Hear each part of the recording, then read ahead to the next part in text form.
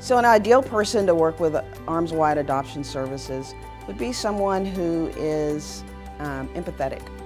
You know, children who are in foster care need empathy. They're not interested in having someone feel sorry for them. What they need is someone who is going to stand up for them, someone who is going to understand where they are and help them through the journey to get to wholeness and healing.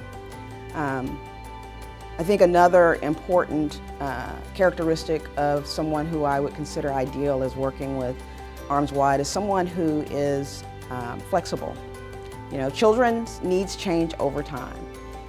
And an ideal candidate for foster care or adoption with Arms Wide Adoption Services is someone who is able to be flexible and to meet those needs of the child, as well as understanding that you're working within a system and that those things are going to be constantly changing.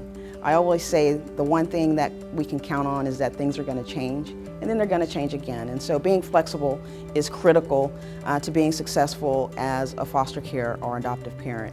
The other characteristic that I feel like is ideal for a family who chooses to work with Arms Wide Adoption Services is being willing to see themselves as a bridge. When children enter foster care, the outcome of what's going to happen is usually very uncertain. You know, the child could go home, or the child could be placed with relatives, or they could be adopted. That adoption could happen by their foster parents or someone who's not their foster parents. And so the ideal candidate for a foster or adoptive parent with Arms Wide Adoption Services is someone who's willing to be that bridge and not just a means to an end. So if that bridge is leading the child home, then that person would be willing to act in that capacity to facilitate getting the child back home safely. And if that bridge leads to permanency with them as an adoptive family, that they would be available as a resource to do that as well.